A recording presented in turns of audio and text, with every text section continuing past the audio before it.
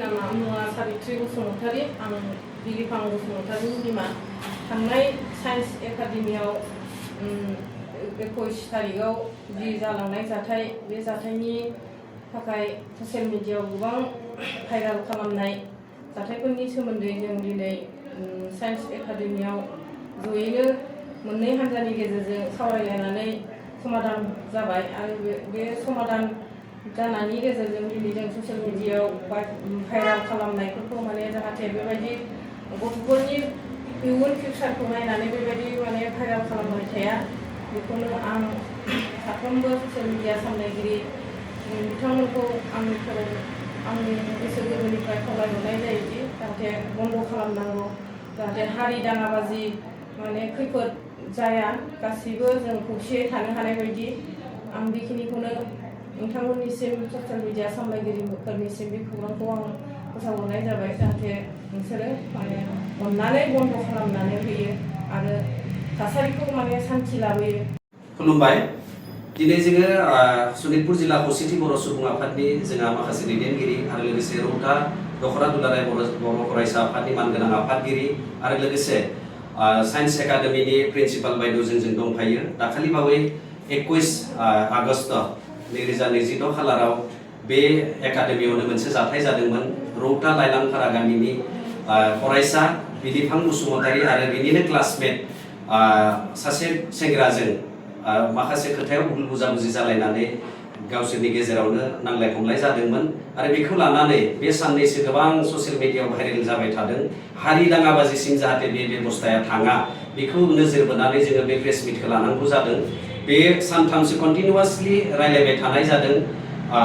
दा बिलिफां बसुमतारी बिथांनि न'खरनि गार्जेन बिथांमोन आरो लोगोसे जाय सेंग्राजों नांलाय खमलाय जादोंमोन बिथांनि गार्जेन आरो लोगोसे बे स्कुल एडमिनिस्ट्रेशननि गासैबो बिबानगिरि बिथांमोनजों दिनै सावरायलायनाय मोनसे जाबाय आरो बे गथ'फोरनि जाहाथे इयुननि फरायनायखौ नायनानै जोङो बे बेबस्थाखौ बेयावनो फोजोबनांगौ आरो जोंनि बे नांलाय खमलाय बेबस्था जि मोनसे थासारि जाबाय थादों समाज मिडियायाव बा ससियेल मिडियायाव भाइरेल जाबाय थादों बेखौ जोङो फोजोबलायनांगौ आरो हारि दाङाबाजिसिम जाहाथे बियो थाङा बेखौ बयखौबो खावलायबाय। दिनै जोङो मोनसे सावरायलायनायनि गेजेराव गरन्थ फैनो हाबाय।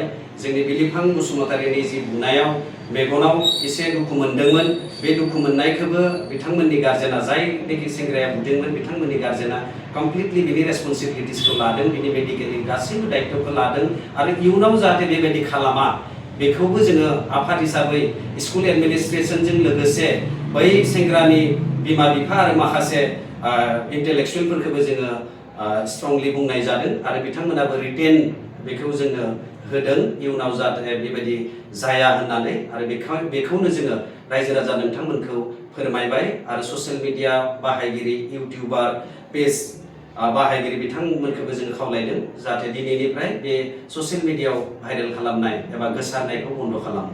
गोजोन्थों। आंनि मुङा मोनसे दैदेनसा दैमारि। आं रौता दख'रा दुलाराय बर' फरायसा आफादनि आफादगिरि।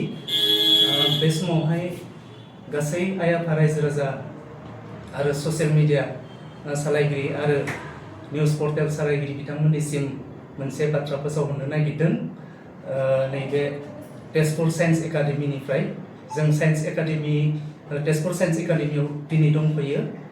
दा दिनै थांनाय 21 आगस्ट 2022 खालार खालि तेजपुर साइन्स एकाडेमियाव जोंनिनो फंबाय बिलिफां बसुमतारी आरो बिथांनिनो लोगो सासे प्रियमनाथ बिथांमोनजों गाव गावनि गेजेराव भुल बुजाबुजि गोरोन्थि बुजिलायनायनि थाखाय गाव गावनि गेजेराव दाङाबाजि जादोंमोन।